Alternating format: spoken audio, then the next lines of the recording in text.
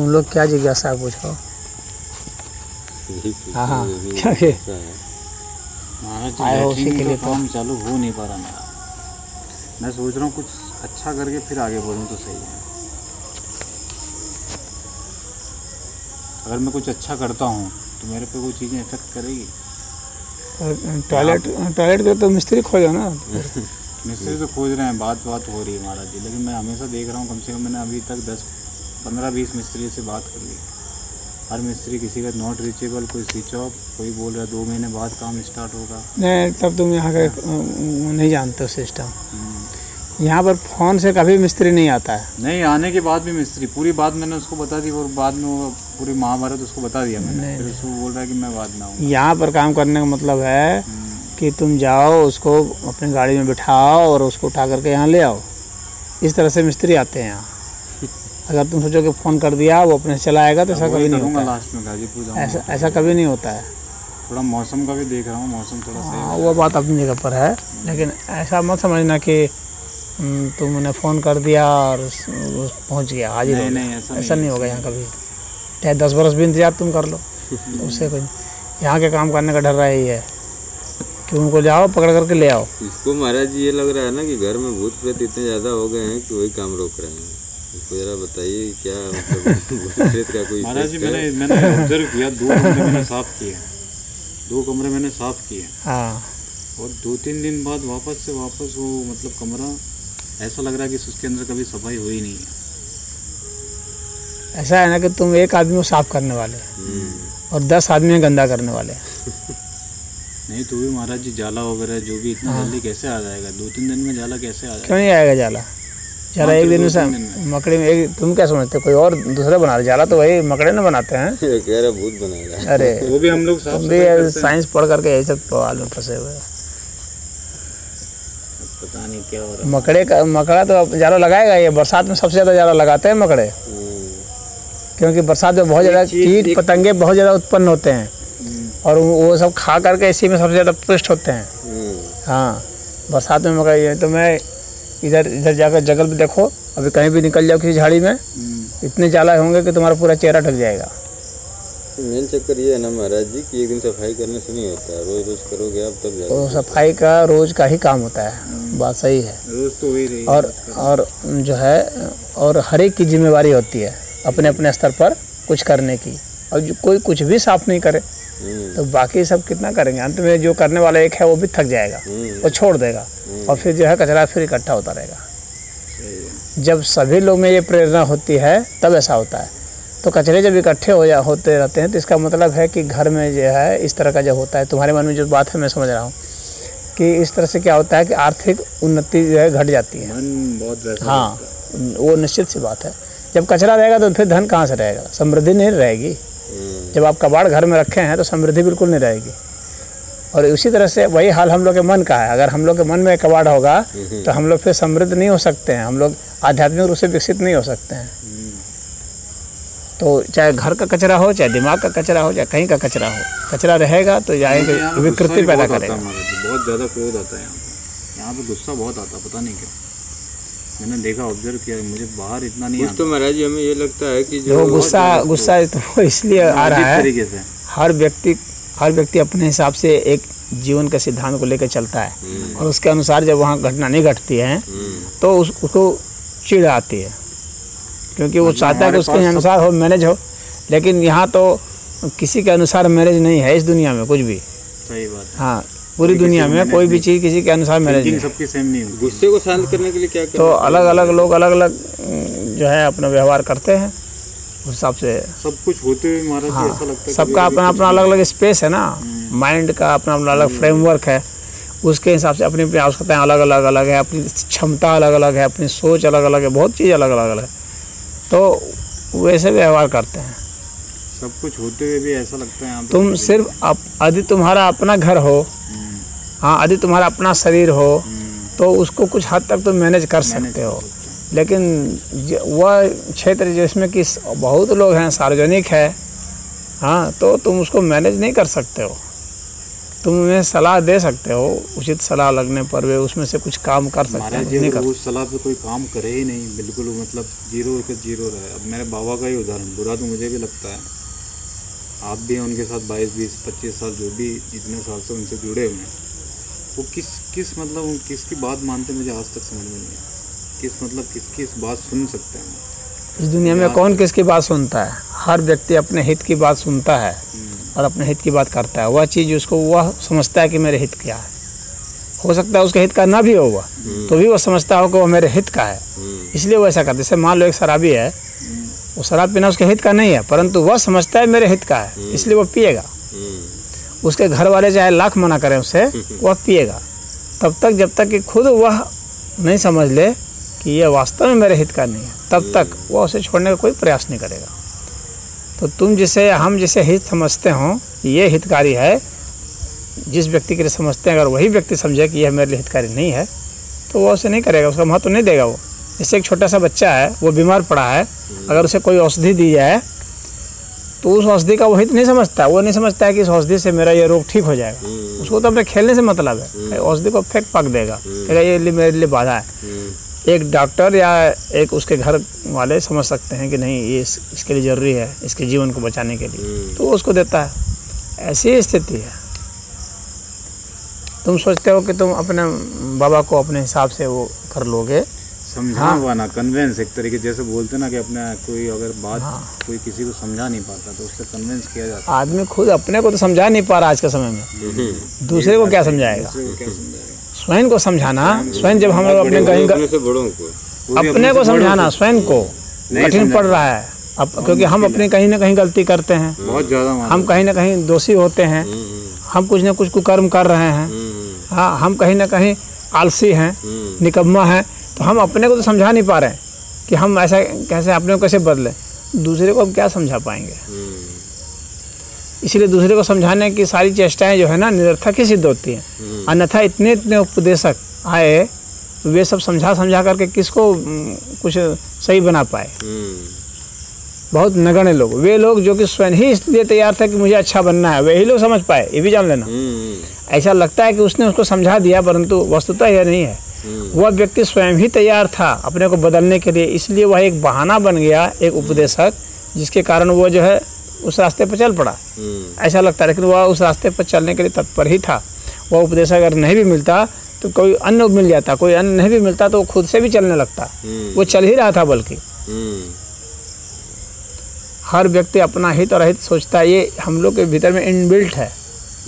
हर एक प्राणी के भीतर में यह सोच पहले से ही प्रकृति प्रदत्त है या ईश्वर प्रदत्त है, पहले से ही समझ लो कि वह अपना हित अहित सोच सके और उसके हिसाब से वो व्यवहार करता है। उसमें किसी अन्य के भी व्यवहार मिल जाते हैं, संयोग होते हैं, मिलते हैं। तो इस वजह से दो व्यक्तियों के बीच मित्रता होती है या एक समाज बनता है, एक संगठन बनता है, ऐसा होता है। जबकि हम लोग के हित कहीं मिलते हैं, लेकिन हम लोग के हित सर्वथा नहीं मिलते हैं, क्योंकि व्यक्ति अपना अलग अलग सोच रहा है। तुम सोच रहे हो लैट्रिन बन जाए, वो सोच रहे हैं ज़मीन खरीद लें। समझ रहे हो? तुम्हारे लिए लैट्रिन बनाना महत्वपूर्ण है, उनके लिए ज़मीन खरीदना महत्वपूर्ण है। तुम सोचते हो इसके कारण जो है सब गड़बड़ हो रहा है, वो सोच रहे हैं कि इसके कारण क्या, लैट्रिन यहाँ करो या कहीं बाहर कर लो या कहीं कर लो। हाँ, हमें तो ज़मीन खरीदना है, उसके लिए पैसा लगाएंगे, उससे पैसा मेरा बढ़ेगा। उनकी वह सोच है। तुम्हारी सोच है कि ये वास्तु दोष है, इसके कारण जो है सब गड़बड़ हो रहा है, लोगों का दिमाग सही नहीं हो पा रहा है, सही तरीके से नहीं चल पा रहे। मेरा इतना तुम ऐसा सोच के साइंटिफिक ये है कि भाई 100 में से 0.5% भी अगर कुछ चीज़ें सही होती है तो मेरे लिए वो सही है। मैं नेगेटिव जो वेव्स है उसको बंद करना चाहता हूँ, मुझे वो इफेक्ट नहीं करता। हाँ, तो तुम उनको समझाने की कोशिश मत करो ना, तुम अपने पराक्रम से कुछ करो जो करना चाहते हो।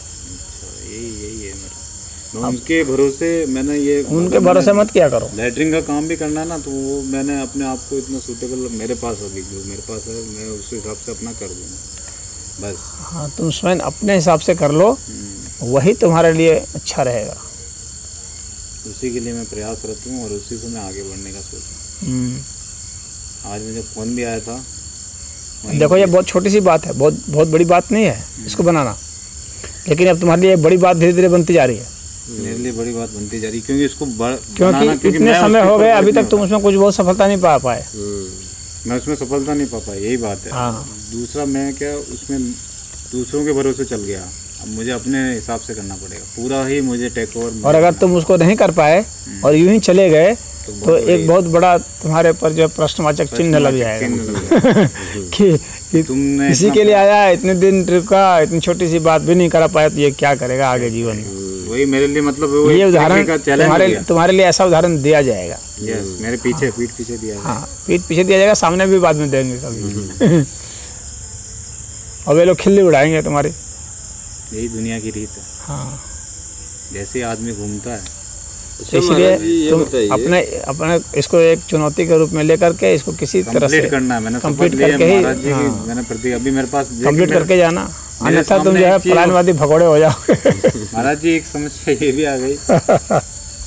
मैं वहाँ उड़ीसा में 2 महीने बैठा था, ठीक। मुझे वहाँ पे नौकरी का जो गुप्ता सर है वहाँ पे, उस टाइम वो भी परेशान थे। मैं भी किसी को परेशान नहीं करना चाहता। मेरा एक स्वभाव है कि जानबूझ के कि लफड़ा इनको क्या बिना फालतू वो भी करना। मैं उधर नोएडा गए हुए थे, अभी उनका आज ही फ़ोन आया कि तुमको नौकरी करनी है कि नहीं करनी। मैंने कहा मुझे नौकरी तो करनी मन देखिए, मन मेरा बिजनेस में पूरा मेरा मन है कि मैं बिजनेस करूं। क्या नौकरी में मेरी इच्छा एकदम मर गई है। मेरे को मन की शांति नहीं मिल रही नौकरी से, वो बात है क्लियर। मैं सेटिस्फाई नहीं हूँ अपनी लाइफ से, खुश नहीं हूँ। हाँ, तो अपना एक निर्णय पर जो लिए उस पर डटे रहो, आगे जो होगा होगा। अगर तुम कभी इधर कभी उधर आगते भागते रहे तो कुछ नहीं होगा। तो बीच में तुम फंस जाओगे। लेकिन घर वाले तुम्हारे ऐसे चाहते हैं कि तुम जॉब करो। ऐसा वे क्यों चाहते हैं? क्योंकि सोचते हैं कि इसे बिजनेस का कोई एक्सपीरियंस नहीं है, बिजनेस के लिए पैसे लगाने पड़ेंगे, पैसे डुबा सकता है। दूसरी बात, तुम अभी शादीशुदा हो नहीं, शादी के बाजार में नौकरी करने वालों का महत्व है, बिजनेस करने वालों का महत्व तब है जब वो बिजनेस में सफल हो, प्रयोग करने वाले का नहीं। महाराज जी एक चीज़ और, इन कारणों से वे जो है ऐसा करते हैं। लेकिन वे चाहे जो भी सोचते हो, तुम अपना जो सोचे हो उसी को करो। इसी से तुम्हारे दिमाग की जो संकल्प शक्ति है वो मजबूत होगी और अपने हिसाब से जियोगे तो ही संतुष्ट रह पाओगे जीवन में। दूसरे के हिसाब से चलोगे तो संतुष्ट नहीं रह पाओगे। दूसरे तो कुछ ना कुछ बोलते रहेंगे हर समय। तुम कुछ भी करोगे, तुम गाओगे तो कहोगे देखो गा रहा है, हाँ, और नहीं गाओगे तो अरे इसको तो कुछ आता जाता है नहीं। अच्छा गाओ तो बेकार गाता है, बेकार गाओगे यही तो महा बेकार गाता है। समझ रहे हो? नाचोगे तो देखो नाच रहा है। कुछ भी करोगे इस दुनिया में लोग कुछ ना कुछ अवश्य बोलेंगे, उनके अनुसार तुम, तब तो वे मालिक हो गए, वे जैसा बोलेंगे वैसा तुम करोगे। इसलिए स्वयं अपने बल पर जियो और अपने अनुसार जियो। मेरा सेल्फ कॉन्फिडेंस बहुत लो है। अपने अनुसार जियो तो ही जिंदगी को सुकून मिलेगा। हाँ, वह इतना अवश्य ध्यान रखो कि वह जो है वैधानिक होना चाहिए, कानून सम्मत होना चाहिए, कानून विरोधी नहीं होना चाहिए। समझ गए? तो इस चीज़ का ध्यान रखो, बाकी तो अपने हिसाब से जियो। अच्छा महाराज ये बताइए, गुस्से को कैसे कंट्रोल किया जा सकता है? गुस्से को पहले ये समझो गुस्सा आता क्यों है। हाँ। क्योंकि जब ये जानोगे तभी पता चलेगा और गुस्सा आता कब है और आता कहाँ है, ऑब्जर्व करना पड़ेगा, इसी को जानना पड़ेगा। तो गुस्सा कब आता है? व्यक्ति को गुस्सा तब आता है जब, मेरे को गुस्सा महाराज तब आता है जब चीज़ें मेरे हिसाब से नहीं होती हैं। हाँ, अधिकतर लोगों को तो गुस्सा इसी में ना आता है, चीज़ें उसके अनुसार नहीं होती हैं और चीज़ें कभी भी तुम्हारे अनुसार नहीं होंगी, ये भी तुम जान लो। कभी नहीं हो सकती ना। अनुसार का मतलब ये कि जैसे कि ये नहीं कि मैं कुछ सोच रहा हूँ वो नहीं हुआ तो मुझे गुस्सा है, तब नहीं आता है। मुझे ये आता है कि जब मुझे लोग सलाह देते हैं कि नहीं तुम ऐसा करो, तुम ऐसा करो, ज़बरदस्ती मुंह में उंगली डाल के ये करवाना चाहते हैं, वो करवाना चाहते हैं। और मैं एक चीज़ ऑब्जर्व किया हूँ कि मैं जब अपनी फैमिली में रहता हूँ तभी गुस्सा आता है, कहीं बाहर निकल जाता हूँ। इसको मैंने देखा है, जयपुर में भी मैंने ऑब्जर्व किया था। 5 साल बाहर रहा महाराज जी, कभी गुस्सा आया ही इसको गुस्सा आया नहीं, अहमदाबाद में भी, लेकिन एकदम शांत स्वभाव। घर आते ही पता नहीं क्यों अजीब तरीके का बिहेवियर इसका। मुझसे कोई कुछ बोल दे या कुछ करे तो मुझे असल में बाहर के लोग तुम्हारे पर जबरदस्ती कुछ आरोपित कर नहीं रहे ना, घर के लोग तुम्हारे पर आरोपित कर रहे हैं क्योंकि वे समझते हैं कि मेरा हक है, वे समझते हैं कि ये मेरा लड़का है, हाँ तो मेरा हक है, मैंने इसे जन्माया, मैंने इसे पाला, मैं इसे अभी भी पाल रहा हूँ। हाँ, अभी तुम कमाना लग जाओ तो उनका गुस्सा घट जाएगा, क्योंकि सोचेंगे अरे अब तो मेरे हाथ में रहा है नहीं, मैं गुस्सा करके करूँगा क्या, ये तो मेरी बात ऐसे भी नहीं मानेगा। कहने का मतलब यह है सेल्फ डिफेंस अपने को खुद कि बनाना। जब तक अभी तुम गुलाम हो, तुम मानो या ना मानो, जब तक तुम निर्भर हो, आर्थिक रूप से तुम गुलाम हो उनके। तो अभी जब तुम आर्थिक रूप से उनके गुलाम हो तो गुलाम का जीवन जो है वो दुखप्रद होता ही है, बहुत बेकार होता है। दुखप्रद होता ही है। जब तुम अपने को स्वतंत्र कर लोगे, आर्थिक स्वतंत्रता हो जाएगी तुम्हारी, जब तुम अपने निर्भर रहोगे, देखोगे कि घर वाले तुम्हारे पर नहीं गुस्सा हो रहे हैं। हाँ, उतना नहीं हो रहे हैं, कभी कभी होंगे, क्योंकि किसी अन्य चीज़ में कोई और चीज़ में कहीं हिट टकराएगा, लेकिन इसमें कम से कम अभी तो क्या है कि तुम पैसे ले रहे हो उनसे, तो उनसे पैसे ले रहे हो और उनके हिसाब से भी नहीं चलोगे तो उनको गुस्सा नहीं आएगा। तुम ही किसी को पैसा दो और वो तुम्हारे खिलाफ बोले, तुमको गुस्सा नहीं आएगा? आएगा ना। तब वही बात है, जब तुम खुद पिता बनोगे और जब तुम्हारा ही लड़के तुमसे पैसा लेंगे और तुम्ही को गाली देंगे और तुम्हारे अनुसार नहीं चलेंगे तो तुमको गुस्सा आएगा। ये स्वाभाविक चीज़ है कि ये, क्योंकि जो धन क्या है, धन हमारे समय का, हमारी शक्ति का, हमारी प्रतिभा का बदला हुआ रूप है। धन हमारा रूप होता है और उस रूप को जल्दी इसलिए कोई नहीं देता किसी को। धन कोई किसी को नहीं देता जल्दी, वो तभी देता है जब उसको वो बहुत पसंद करता है या जब उसको लगता है कि हमारा इससे हमारा बहुत बड़ा हित होगा, मेरा खुद हित होगा, तो अपना इन्वेस्टमेंट देख करके वो करता है। एक बच्चा भी माता पिता के लिए एक इन्वेस्टमेंट स्वरूप ही होता है। वो उसमें कुछ लगाता है कि ये बाद में चल करके ये हमारे लिए कुछ करेगा, या हमारे लिए नहीं भी कुछ करेगा तो कम से कम मुझसे नोचेगा तो नहीं। उनको ये लगता है और फिर लगता है कि समाज में इसका एक स्तर होगा जीने का, तो समाज में मुझे भी तो लोग खराब नहीं कहेंगे, अच्छा कहेंगे। तो इन सब तमाम बातों को देखते हुए, और फिर अपना पुत्र है तो भाई उसको तो उसे मोह है, लगाव है तो होगा ही, तो वो सोचता है कि भाई ये फले फूले, बात समझ रहे हो, इसलिए वे उसमें धन लगाते हैं। और वे उस चीज़ को लगाते हैं, धन को, जिसको कि उन्होंने बहुत परिश्रम से, बहुत बुद्धि से उसको कमाया है, बहुत प्रतिभा से कमाया है, और अपने कमाए हुए चीज़ को वे विनष्ट होते हुए नहीं देखना चाहते। बात समझ रहे हो? तो इस वजह से वे अपना करते हैं। तो जब तुम अपना कमाने लग जाओगे खुद, तो तुम देखोगे कि ऐसी स्थिति नहीं आ रही है, वे तुम्हारे पास से नाराज़ नहीं हो रहे हैं। और दूसरा सबसे बड़ा कारण मेरा जी गुस्से का, जब मुझसे कोई झूठ बोलता है। देखो गुस्सा जो ऐसी चीज़ है ना कि जब व्यक्ति एक के अलावा दूसरा कोई मानता है कि मेरे अलावा भी कोई है दुनिया में, तब उसको गुस्सा आता है। हाँ, मेरे अलावा आदि कोई है और मैं क्या हूँ। अब अपने को भी वो कई भाग में बांट लेता है व्यक्ति। यदि व्यक्ति को अगर अकेला भी रख दिया जाए कहीं पर, अकेला भी वो रहे, तो भी उसे गुस्सा आ सकता है, क्योंकि वो स्वयं को भी कई भागों में बांटता है। क्योंकि तुम एक इंसान के रूप में भी हो, तुम एक पुत्र के रूप में भी हो, तुम एक भाई के रूप में भी हो, तुम एक हिंदुस्तानी के रूप में भी हो, तुम एक हिंदू के रूप में भी हो। हाँ, तुम तो कई रूपों में न हो, तुम एक ईश्वर के पुत्र भी हो, तो कई रूपों में हो। और ये सारे रूप कहीं ना कहीं तुमको लगेगा, अगर तुम सामंजस्य नहीं बैठा पाओगे, ज्ञान तुमको नहीं होगा, तो तुमको लगेगा एक दूसरे के कहीं से टकरा रहे हैं, और तब गुस्सा तुमको आएगा। जब तुमको लगेगा कि जब इनमें सामंजस्य तुमको दिख जाएगा, लग जाएगा, तब देखोगे कि गुस्सा नहीं आ रहा है। गुस्सा सदैव द्वैत के भाव में आता है, जब दो का भाव हो कि मैं और ये अलग है, ऐसा जब भाव होता है तब गुस्सा आता है, चिढ़ आता है। हाँ, जब तुम उसको अपना ही रूप समझोगे, वो बहुत आध्यात्मिक ऊंची स्थिति है। अभी तुम लोग बच्चे हो तो इस स्थिति की तो बात अभी बहुत समझ में पता नहीं आएगी या नहीं आएगी, लेकिन जब भी दो का भाव आता है, दो का बोध होता है, तो वहाँ टकराहट होती है। और जब टकराहट होती है तो जाहिर सी बात है गुस्सा आता है। गुस्सा मुख्य रूप से कब आता है? जब हमारी कोई कामना होती है और वह कामना हमारी पूरी नहीं हो रही होती है, कहीं ना कहीं उस कामना में व्यवधान पड़ता है, बाधा पड़ती है, तब हमें गुस्सा आता है, चिढ़ आती है। भगवान कृष्ण ने कहा है, कामात् अभिजायते क्रोधः, क्रोधात् भवति सम्मोहः, सम्मोहात् स्मृति विभ्रमः, स्मृति भ्रंशात् बुद्धिनाशो, बुद्धिनाशात् प्रणश्यति। इसका अर्थ है कि काम से क्रोध की उत्पत्ति होती है, यानी काम में अगर व्यवधान पड़ता है तो क्रोध की उत्पत्ति होती है। और क्रोध की जब उत्पत्ति होती है तो व्यक्ति सम्मोहित हो जाता है, और सम्मोहित होने से बुद्धि उसकी भ्रष्ट हो जाती है, और बुद्धि भ्रष्ट हो जाने से उसका पतन हो जाता है, नाश हो जाता है। तो यह जो है उन्होंने रूपरेखा रखी कैसे कैसे क्या होता है। तो हम लोगों में कामनाएं उत्पन्न होती हैं, उन कामनाओं के उत्पन्न होने से ही क्रोध की उत्पत्ति होती है।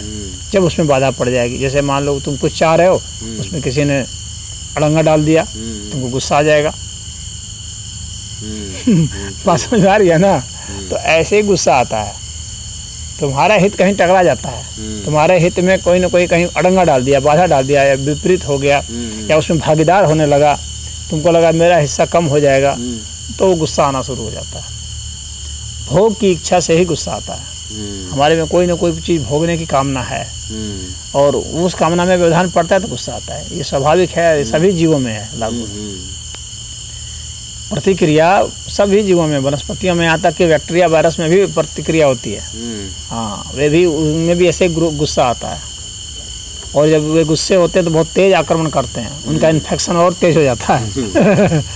जब तुम उसको एंटीबायोटिक डालोगे, दवा डालोगे, तो वे गुस्सा हो जाते हैं पूरा, और बहुत तेज़ी से हमला करते हैं। अगर तुमने मारने में सफलता पा ली तो बात अलग है, नहीं तो फिर वो जो है और तेज़ी से हमला करेगा। अन्यथा शरीर के साथ एक सामंजस्य बना के थोड़ा थोड़ा शरीर को प्रभावित करता रहता है, खाता पीता रहता है।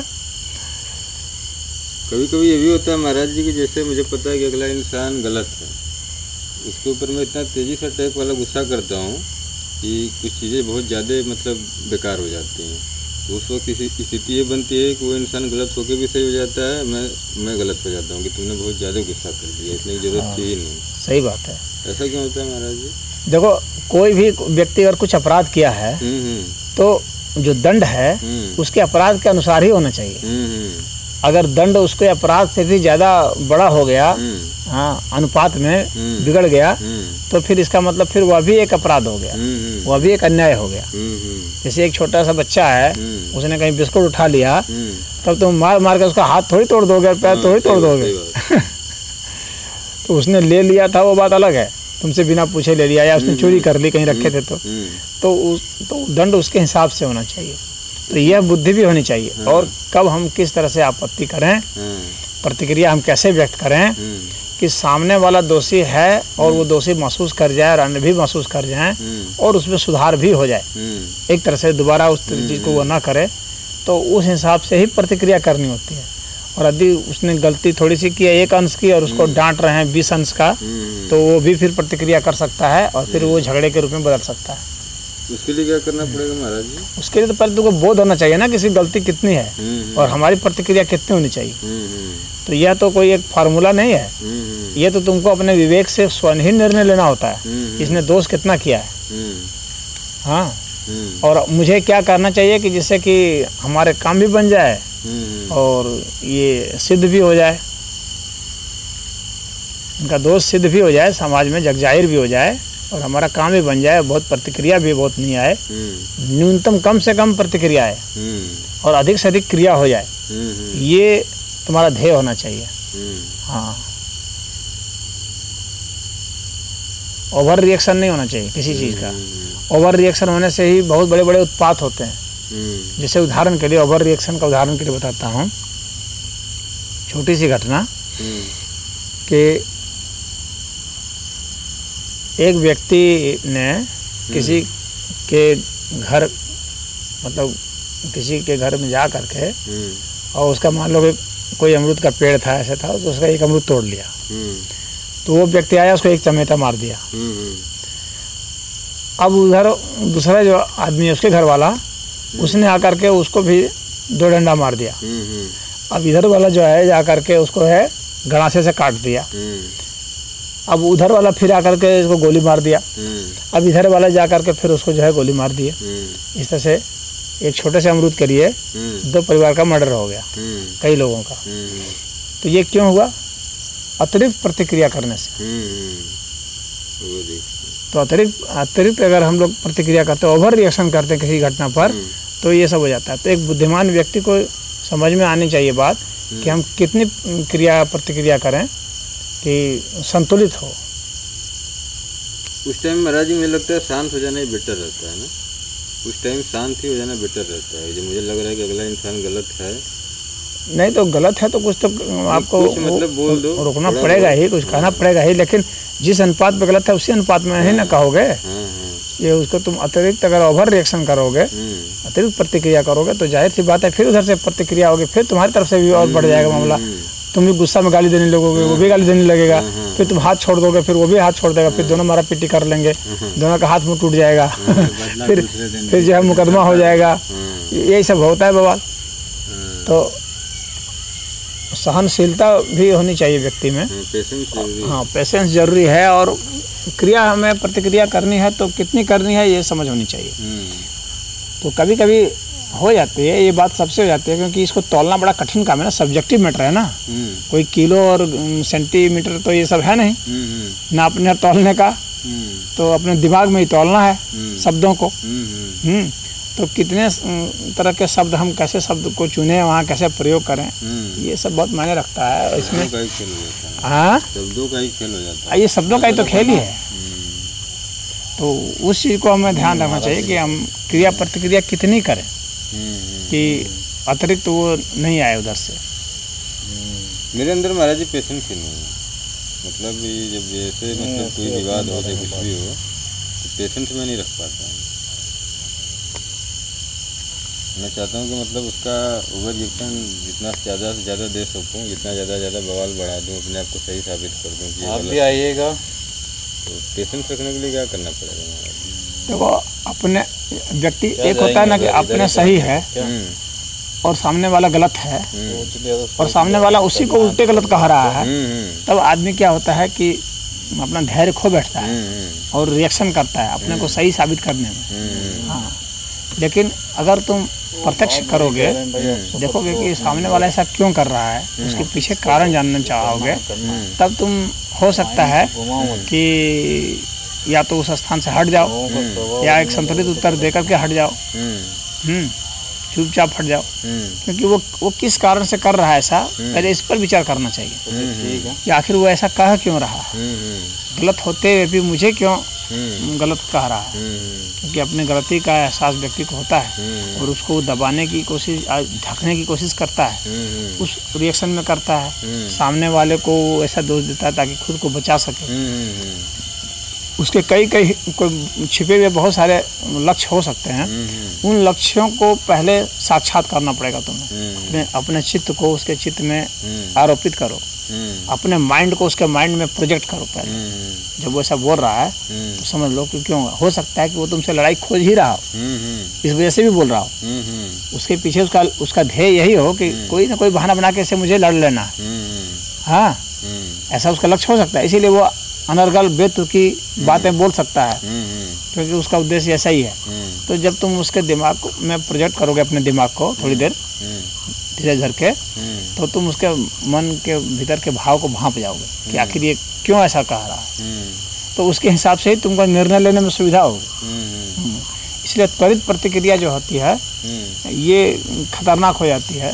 त्वरित प्रतिक्रिया, पहले से ही किसी को दुश्मन मान लेने से क्या होता है कि आदमी त्वरित प्रतिक्रिया करता है और वैसी स्थिति में झगड़ा बढ़ जाता है, आदमी धीरज खो बैठता है। तो थोड़ा उसमें धैर्य रखने की ज़रूरत है, उसको पहले माइंड को रीड करने की ज़रूरत है, उसके शब्दों को रीड करने की बजाय शब्दों के पीछे के उसके इरादे को रीड करने की ज़रूरत है। अगर हम वो क्या बोल रहा है उसके बजाय वो क्यों बोल रहा है, इसको यदि हम समझेंगे तो ज़्यादा महत्वपूर्ण होगा हमारे लिए। तो हम ज़्यादा अच्छा से बेहतर तरीके से उसका जवाब दे सकते हैं कि वो क्यों ऐसा बोल रहा है। यदि हम उसके बिना क्यों को समझे हुए वो जो बोल रहा है उसके हिसाब से बोलना शुरू कर दें तो हो जाती है। और फिर एक होता है ना कि किसी का नैसर्गिक किसी से जो है वो मेल नहीं खाता है, क्योंकि उसका सिद्धांत पूर्णतः अलग ढंग के, उसके आदर्श अलग है। जब तुम जान जाते हो कि इसके आदर्श अलग है, रोल मॉडल इसका अलग है और ये समझौता नहीं करेगा, ये नहीं मानेगा, और तुम भी अपने आदर्श रोल मॉडल अपना अलग रखे हुए और तुम भी समझौता करने के लिए नहीं तैयार हो, तो वैसी स्थिति में क्या होता है कि टक्कर हो सकती है। जब वो तुम्हारे को नीचा सिद्ध करने की कोशिश करे या तुम उसको नीचा सिद्ध करने की कोशिश करो तो वैसी स्थिति में तो एक सामान्य सा व्यवहार ले करके दोनों पक्षों के लिए अच्छा ही है कि एक सामान्य जो व्यवहार है समाज में उसको निभाते हुए दोनों अपना अपना रास्ते चले जाए। अच्छा वही है दोनों के हित के लिए। हाँ, और अगर उसमें से एक मतलब ज़्यादा आक्रामक है, उतारू है, तो दूसरे को अब समझना पड़ेगा कि अगर मैं भी आक्रामक हो गया तो ये झगड़ा का रूप लेगा। तो बेहतर है कि जो है अपना रास्ता बदल लें, क्योंकि दुनिया में करोड़ों अरबों लोग हैं ना, तो और क्या जरूरत है एक से ही उलझ करके अपना जीवन को नष्ट करना। तो और क्या, सही बात है, अगर एक आदमी नहीं भी मानता तुम्हारी बात तो उससे क्या फर्क पड़ता है। सही बात है। दुनिया में तुम सबको नहीं मना सकते ना अपनी बात। पहली बात तो ये समझ लो अच्छा से कि इस दुनिया में कोई भी व्यक्ति आज तक ऐसा नहीं हुआ जिसने अपनी सारी बात सबसे मनवा ली। किसी कोई भी ऐसा एक आदर्श नहीं है व्यक्ति जिसकी बात सब मानता हो। बड़े से बड़े महापुरुषों को निकाल के देख लो, चाहे भगवान कृष्ण रहे, चाहे बुद्ध रहे, चाहे कबीर रहे, हाँ, चाहे मीरा रही, चाहे मोहम्मद है, चाहे वो ईसा मसीह रहा, कोई भी रहा, हाँ, या बड़े से बड़े नेता को ले लो, बड़े से बड़े दार्शनिकों को ले लो, किसी की बात दुनिया में सब लोग नहीं माने। तो इतना तो अच्छा से समझ लेना चाहिए कि ये जो 7.5 अरब की भी दुनिया है, इसमें मैं सभी को अपनी बात नहीं मान सकता। और एक आदमी नहीं माना तो ना सही, और भी दूसरे लोग हैं ना मानने वाले, वे मानेंगे ना, तो जाने दो एक को, उसके क्यों उलझ करके उसके अपनी ऊर्जा नष्ट करना है। हाँ, उसको जाने दो।